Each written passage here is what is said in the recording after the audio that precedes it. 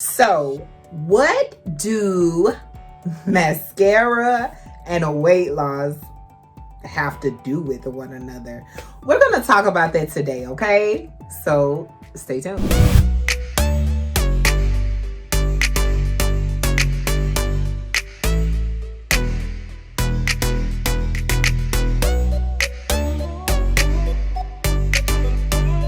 Hi guys, welcome to my channel if you are new, and welcome back if you've been around here a while. I'm Kendra. This is 𝐒𝐿 𝐁𝐞𝐿. This is my space for sharing my weight loss journey with you. Hopefully I can help you out along the way if you are on a weight loss journey. I also do commentary, which I will be doing today, usually centered around health, wellness, fitness, weight loss, and hopefully you will learn about me along the way. So if that stuff sounds good to you, then make sure you are subscribed to my channel. All right, guys. So if you have been on the internet, YouTube, TikTok, within the last week, you have heard a lot of drama about a creator by the name of Mikayla Nogueira, okay?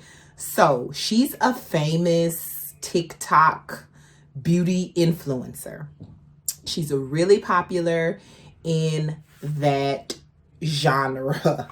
Okay, and so I'm not going to give like the entire backstory. If you want the entire backstory, I recommend Peter Mon, his YouTube channel. I mean, he is like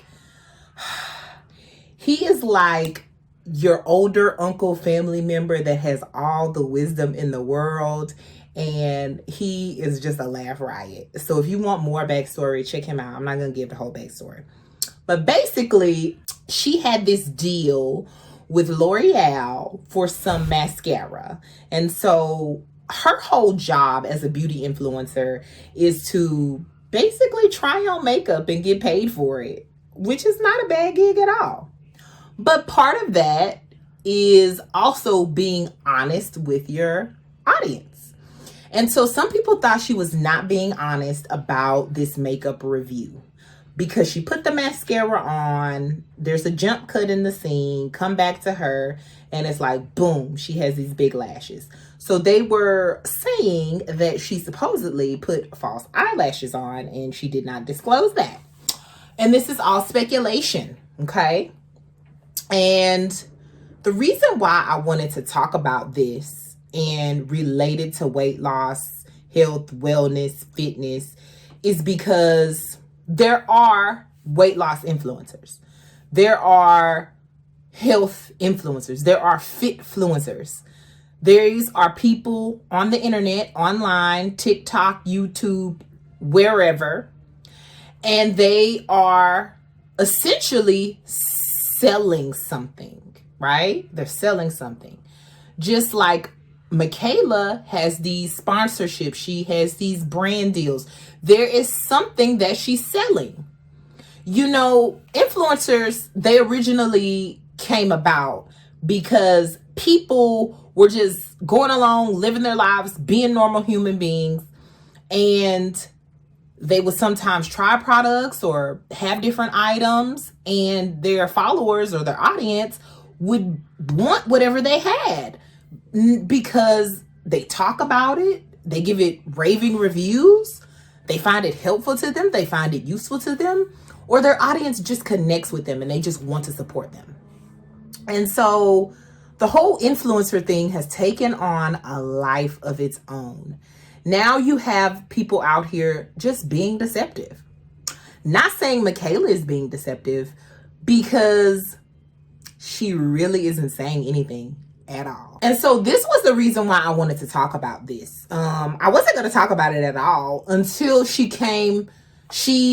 the whole drama, she never took the video down that she did on TikTok. She kept it up, and she went MIA. She disappeared. She wasn't posting. And this is a girl that usually posts every day, from my understanding, or every other day, fairly regularly, right? And so she disappears. That's like me. You know, I'm not a big influencer person or anything, but I post nearly every day, whether it's a full video or a short. And if I don't post for several days, I think they said it was like 6 days she hadn't posted. That would be odd. That would be very odd. So she hadn't posted. She comes back on today and she posts. She makes a video about beauty looks for Valentine's Day, which is fine. But she doesn't even address the situation at hand, which is fine. You don't have to address it. Maybe it's a contractual thing, a legal thing. Maybe she can't speak on it, and that's fine. But when you say to your audience, I know what you guys want to talk about. I can't talk about that due to legal reasons or whatever. Or you would say it, or contractual obligations, or the company that I'm working with me doesn't want to talk about that. So I'm not going to talk about that in due time. Because I feel like you owe your audience something. You owe them something. You are a big influencer. These people have spent a lot of money because of you, on your products. They have made you who you are. And I've talked about influencers before in one of my previous videos, and I'm not gonna stop talking about it because I think it's very important to talk about the fact that these people, they don't care about you. They don't care about you. They care about how much money they can make. That's what they care about. And nothing is wrong with getting brand deals, doing sponsorships, getting to the bag, getting your money, promoting products. Nothing is wrong with any of that. But there comes a certain level of honesty and integrity that you should have as an influencer. And you should also feel that you owe your audience something. If you don't feel like you owe your audience anything, then I don't think you should have an audience. And I say that because your audience is who pays your bills. They pay your bills. If you didn't have an audience, you wouldn't make any money. So I feel like it's the entitlement for me. You know, it really is. It's the entitlement for me. Now, how does mascara relate to weight loss? Well, I mean, you guys, I talk about like these fake MLM weight loss products all the time. I haven't done a video about that in a while. So I'm just kind of cycling through the things that I want to talk about, like that are like really hot, like on my brain, that I'm really feeling. That's kind of usually how I do my videos. It's just like, I feel like drawn to something to talk about, so I talk about it. So I haven't really been drawn to talk about one of these MLM products in a while, but I'm sure that I'll feel that way within the next month. There's one that I've kind of like heard about today, and I'm just like, should I talk about it? But we'll see how that goes. But the thing is that you have to be very wary of the things that you see online. And you also have to be very wary of the people that you follow online. And you also have to be very wary of influencers, just in general. Like, because they're not all knowing. They don't know everything. They can be wrong. They can be steering you in the wrong direction. Because I always say, one size does not fit all, and different things work for different folks. So therefore, you know, they may be gung-ho about something that worked for them or that worked for their clients or whoever, but that's not meaning that it's going to work for you. And you also have to look out for signs that these people are really qualified to be even giving this advice or talking about these things, because are they a certified personal trainer? Like, do they know their, you know, these exercises and form and how to not get injured? You know, like, are they a registered dietitian? Should they really be giving nutrition advice? Like, are they a medical professional? Like, should they really be giving out this health advice? Can they talk about this stuff? I don't know. All I do is make YouTube videos, child. And I always say how I'm not qualified to do anything, but I talk about a lot of stuff. I have a lot of opinions, and I talk about my personal experiences and the things that I know and the things that I've learned. And I usually leave citations of where I got information from down in the description box. So if you're ever curious about something, of course, you can always ask me, and I'm going to tell you like wherever I got some kind of information from or whatever. But I don't know. The future of influencing looks very grim, you know? And I don't want to be that type of influencer. I don't want to be the type of person that just is chasing money. That is important. And I think that a lot of these influencers are young. You know, they probably never saw this large amount of money before, so they just do whatever. Or they're young, or they're influential. So their moral compass is kind of shaky. But y'all, I'm an old woman, okay?